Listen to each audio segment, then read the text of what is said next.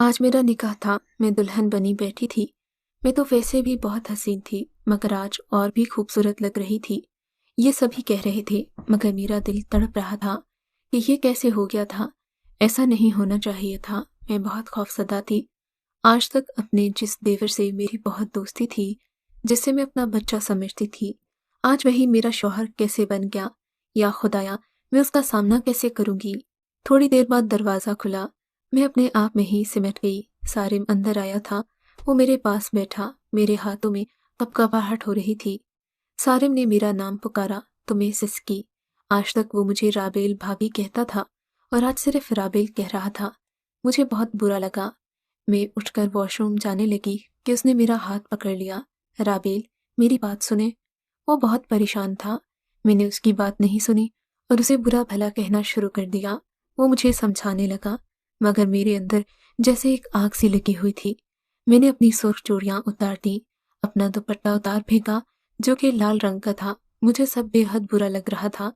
मुझे सारिम से घिन आ रही थी। मैंने उससे कहा कि वो मेरे कमरे से निकल जाए। तभी वो मुझे समझाने लगा कि अम्मी अब्बू क्या कहेंगे, मगर मैं कुछ नहीं सुनना चाहती थी। मुझ पर यह बंधन जबरदस्ती बांधा क्या था। वो अफसोस से मुझे देखता कमरे से निकल गया। मेरी पहली शादी धूमधाम से हुई थी। अहमद ने मुझे एक शादी में देखा था और वो मेरे दीवाने हो गए थे। फिर तो उनके माँ बाप ने मेरे घर की दहलीज पकड़ ली। रोज आते थे कि राबेल का रिश्ता हमें दे दें। आखिरकार ये रिश्ता कबूल कर लिया गया। झट मंगनी और पट ब्याह हो गया। मैं बहुत खुश थी। अहमद का प्यार, उनकी मोहब्बत मुझसे संभाले नहीं संभलती थी। जितनी मोहब्बत वो मुझसे करते थे, उससे ज्यादा मैं उनसे करने लगी। घर में अंकल आंटी और मेरा छोटा देवर सारिम, हम सभी एक साथ रहते थे। जबकि मेरी नंद तैयबा की शादी हो गई थी। वो अहमद से बड़ी थी। मेरी सास मुझसे बहुत मोहब्बत करती थी। मैं भी हर मुमकिन उनकी खिदमत करती। और सारिम तो जैसे मेरे लिए किसी बच्चे की मानित था। हर वक्त मेरे आगे पीछे घूमता रहता। भाभी, आप बहुत अच्छी हैं। वो मेरा दुपट्टा चूमता, मैं उसे गले से लगा लेती। जब भी सारिम को कोई काम होता, वो मुझसे कहता, मैं उसकी हर ज़रूरत का ख्याल रखती। वो अब बड़ा हो गया था, तभी कॉलेज जाने लगा, तो कॉलेज के किस्से भी मुझसे शेयर करता। पता ही नहीं चला हमारी शादी को 5 माह बीत गए। एक दिन मेरी तबीयत अचानक खराब हो गई। किचन में खाना बनाते हुए मैं चकरा कर गिर पड़ी। सभी को बुलाया। सारिम जो पानी पीने आया था, उसने मुझे उठाया और मुझे मेरे कमरे तक लाया। मेरी सास आई और इन दोनों ने मुझे कमरे में लिटा दिया।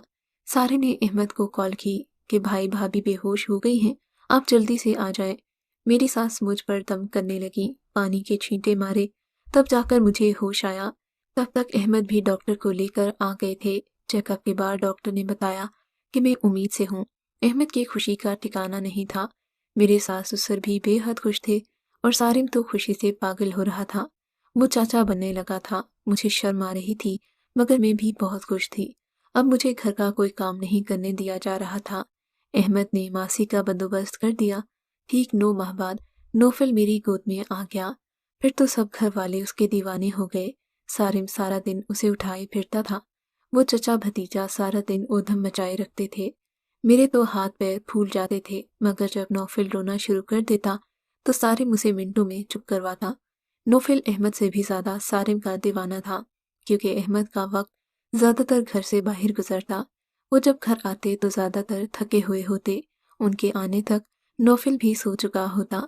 अब नौफिल 1 साल का हो चुका था। मैं फिर से प्रेग्नेंट थी। मुझे खबर ही ना हुई। मैं परेशान थी, क्योंकि नौफिल अभी छोटा था। वो अम्मी अबू और सारिम के साथ खुश रहता था। अहमद के समझाने पर मैं कुछ नॉर्मल हुई। अभी मुझे 6 महीना चल रहा था। अहमद अपने किसी क्लाइंट से मिलने बलूचिस्तान के शहर तुर्बत गए हुए थे। मुझे बहुत डर लग रहा था, क्योंकि वहाँ के हालात ठीक नहीं थे। मगर अहमद ने मुझे तसल्ली दी कि जब तक तुम्हारी मोहब्बत मेरे साथ है, मुझे कुछ नहीं होगा। वो मुझे अपना और बच्चों का ख्याल रखने का कह कर चले गए।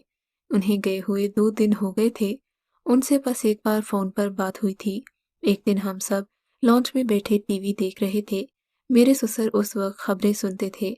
खबरों में एक ब्रेकिंग न्यूज़ थी कि तुर्बत जाने वाली बस को डाकुओं ने घेर लिया और मुसाफिर जो कराची से और दूसरे शहरों से आए थे, सबको शहीद कर दिया। ये खबर सुनते ही हम परेशान हो गए। मैंने जल्दी से अहमद को कॉल मिलाई, मगर रिंग जा रही थी। کوئی ریسیو نہیں کر رہا تھا۔ ہم لوگ بہت پریشان تھے، انکل اور آنٹی روئے جا رہے تھے، سب لوگ دعائیں کر رہے تھے، میں پاگلوں کی طرح بس کال کیے جا رہی تھی۔ جب تک رنگ جا رہی تھی میری آنس بندھی ہوئی تھی۔ انکل آنٹی کیا ہو گیا ہے آپ سب کو؟ احمد کو کچھ نہیں ہوگا، وہ ٹھیک ہوں گے۔ میں انہیں چپ کرواتے کرواتے تھک چکی تھی، کیونکہ میرا یقین تھا کہ انہیں کچھ نہیں ہوگا۔ ایک ہفتہ گزر گیا، سب لوگ ہمارے گھر میں جمع تھے، میری چوڑیاں توڑ دی گئی تھیں، میرے زیور اتار لیے گئے تھے، میں ایک زندہ لاش کی طرح بیٹھی تھی۔ میرا یقین یہ لوگ توڑ رہے تھے، مجھے بیوہ کہہ رہے تھے، مجھے یقین نہیں آ رہا تھا۔ احمد کے فون پر اب رنگ نہیں جاتی تھی، شاید مسلسل بجنے سے بیٹری ختم ہو گئی تھی۔ اب تک کوئی اتا پتہ نہیں تھا، ان کو مردہ قرار دے دیا کیا تھا۔ میں عدت سے تھی، جب تک میری ڈیلیوری نہیں ہوئی تھی مجھے عدت میں رہنا تھا۔ نوفل کو سارم سنبھالتا تھا، میں اپنے کمرے میں پڑی رہتی تھی۔ وقت گزرتا گیا، کیونکہ وقت تو گزر ہی جاتا ہے، کسی کے لیے نہیں رکتا۔ میری گود میں ننھی زیمل آ چکی تھی۔ زیمل بالکل میرے جیسی تھی، جبکہ نوفل اپنے والد پر کیا تھا۔ میں زیمل کو گود میں لے کر رو پڑی، میری بچی کیا نصیب لکھوا کر لائی تھی۔ اس کے دنیا میں آنے سے پہلے ہی اس کے سر سے باپ کا سایہ چھن گیا تھا۔ آج میں اپنے سارے آنسو بہا رہی تھی۔ سارم نے میرے ہاتھ سے زیمل کو لیا۔ مت کرے بھابھی، میری گڑیا کو کچھ مت کہیں، وہ بھی رو رہا تھا۔ سارم، تمہارے بھائی کو بولا تھا میں نے، لیکن انہوں نے میری ایک نہیں سنی۔ میں روتے روتے بے ہوش ہو گئی۔ ایک ہفتہ مجھے ہاسپٹل میں رہنا پڑا۔ میری ساری طاقتیں دم توڑ رہی تھیں۔ سمجھ میں نہیں آ رہا تھا کہ میں کیا کروں اور کہاں جاؤں۔ احمد کے بنا اتنی لمبی زندگی کیسے گزاروں گی؟ جیسے جیسے وقت گزرتا جا رہا تھا، لوگوں کی باتیں سننے میں آ رہی تھیں کہ ایسی پہاڑ جیسی زندگی اکیلے کیسے گزارے گی؟ ارے کوئی اس کی شادی کیوں نہیں کرتا؟ اتنی خوبصورت اور کم عمر ہے۔ تبھی میرے ماں باپ یہ بات سوچنے پر مجبور ہو گئے۔ میرے بھائیوں کو بھی یہی خیال ستا رہا تھا کہ میں بھری جوانی میں بیوہ ہو گئی ہوں۔ ایک دن امی آئی اور کہا، رابیل اب اپنے گھر چلو، یہاں کیا کرو گی؟ کیا مطلب امی، اپنا گھر؟ میرا گھر یہی ہے۔ میں بہت غصے میں تھی۔ میں نے اپنی ساس کو بھی کہا کہ کیا یہ میرا گھر نہیں ہے؟ وہ تو رو رو کر بے ہوش ہو گئی تھی۔ میں نے اپنی ماں کو بہت کچھ سنا کر واپس بھیج دیا، کیونکہ مجھے ڈر لگ رہا تھا کہ کہیں میرے ماں باپ میری دوسری شادی ہی نہ کر دیں۔ میرے ساتھ میرے ساس سسر بھی بہت پریشان تھے۔ میری ساس بیمار رہنے لگی۔ آنٹی بچوں سے جدا نہیں ہونا چاہتی تھی اور نہ ہی میں بچوں سے جدا ہونا چاہتی تھی۔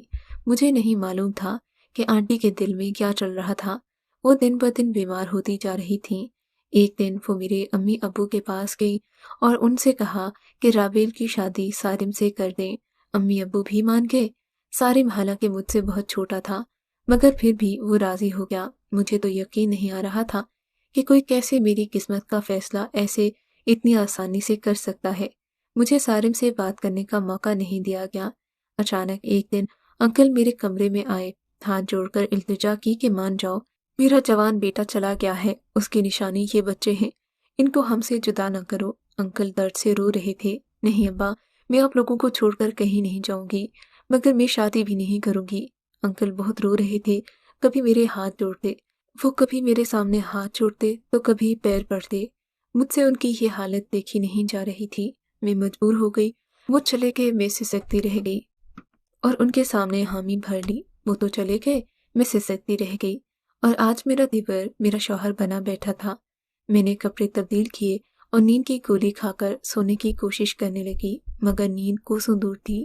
میں اپنے کمرے میں نہیں تھی، میں سارم کے کمرے میں موجود تھی، مگر وہ شاید میرے بچوں کے کمرے میں تھا۔ ویسے بھی وہ زیادہ وقت انہی کے ساتھ گزارتا تھا۔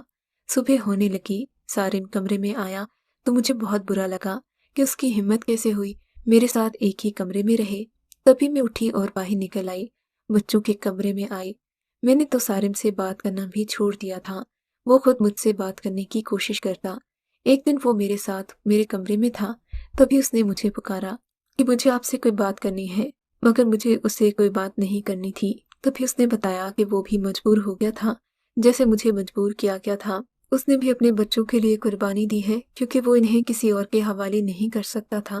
اس نے بتایا کہ اگر وہ راضی نہ ہوتا تو میری شادی کسی اور سے کر دی جاتی، مگر نوفل اور زمل کو ان کے باپ کا پیار صرف وہی دے سکتا تھا۔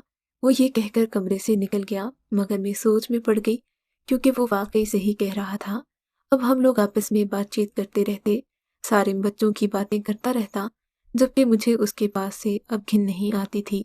सच पूछें तो वो मुझे अच्छा लगने लगा था। मैंने उसे कबूल कर लिया था, मगर मजबूरी में नहीं, मुझे उसे वाकई मोहब्बत हो गई थी। वो मुझे देखता रहता, जब मैं देखती तो वो आंखें चुरा लेता। उसे मेरी पसंद नापसंद का बहुत ख्याल था। एक दिन उसने मुझे कहा, राबेल, मुझे आपसे मोहब्बत हो गई है। मैं हैरत में थी। तभी वो बोला, इसमें हैरत की क्या बात है, अब हमारा रिश्ता बदल चुका है, आप मेरे निकाह में हैं। मेरा आपके बिना दिल भी नहीं लगता। उसने मेरा हाथ पकड़ा तो मैं चुप हो गई। उसने अपनी मोहब्बत का इजहार किया था तो मैंने भी बर्फ की ये दीवार हमारे बीच से हटा दी थी। अब हम दोनों एक हो चुके थे। सारे मेरा बहुत ख्याल रखता। सुबह उठने से पहले ही मेरे लिए चाय बनाकर रखता। उसकी दीवानगी बढ़ती जा रही थी। हमारी फैमिली मुकम्मल हो गई थी। हम बहुत खुश थे। अगरचे मैं अहमद को भूली नहीं थी, उनकी यादें मेरे साथ थीं, क्योंकि सच तो ये है कि मरने वालों के साथ मरा नहीं जाता। आज मेरी और सारिम की शादी को 4 साल हो चुके थे। हमारा एक बेटा भी था जो मेरा और सारिम का था। मुझे डर था कहीं सारिम अपनी औलाद के सामने नौफिल और जिमल को भूल न जाए, मगर ये मेरी भूल थी।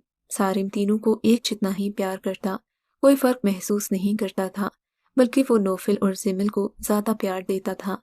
हम बहुत खुश थे। आज हमजा की पहली सालगिरह थी। मैंने ग्रीन कलर की साड़ी बांधी थी। सारिम को ग्रीन कलर बहुत पसंद था। हम केक काटने ही वाले थे कि बेल के बजने की आवाज आई। मैंने सारिम से कहा, आप बैठे, मैं देखती हूँ। जब मैंने दरवाजा खोला तो शॉक रह गई। मेरे सामने अहमद खड़े थे। वो मुझे देखकर खुशी से मुस्कुरा रहे थे, मगर मेरी मुस्कुराहट गायब हो चुकी थी। सारिम पीछे से आवाजें दे रहे थे। जब वो आगे आए तो वो भी हैरान रह गए। मेरी तो आवाज नहीं निकल रही थी, मगर सारिम ने पुकारा, भाई, और फिर उसके गले लग गया। अंकल आंटी देखकर बहुत खुश हुए। सब लोग रो रहे थे। ये खुशी के आंसू थे, मगर एक मैं थी जो खुश नहीं थी। अगर मैंने शादी न की होती तो आज मेरी खुशी का कोई ठिकाना न होता, मगर आज मैं दो राहें पर खड़ी थी। अहमद ने बच्चों को प्यार किया। जिमल को वो पहली बार देख रहे थे। वो 5 साल की हो गई थी। सबके पूछने पर इन्होंने बताया कि इन डाकुओं ने कुछ लोगों को कैद में रखा था, जिनमें मैं भी शामिल था। हमें ऐसी जगह पर रखा गया था जहाँ कोई आबादी नहीं थी, बस पहाड़ ही पहाड़ थे। हमसे काम करवाया जाता था और पैरों में जंजीरें बंधी हुई थी। एक आदमी ने वहां से भागने की कोशिश की तो उसका पूरा हशर हो गया था। तभी हम लोगों ने डर के मारे वहां से भागने की कोशिश नहीं की, मगर आज फौज की मुदाखलत से हम सबको रिहा कर दिया गया। वो खुशी से बता रहे थे, सब बहुत खुश थे कि अचानक अहमद ने पूछा, ये बच्चा किसका है? वो हमजा को देख रहे थे जो मेरी गोद में था।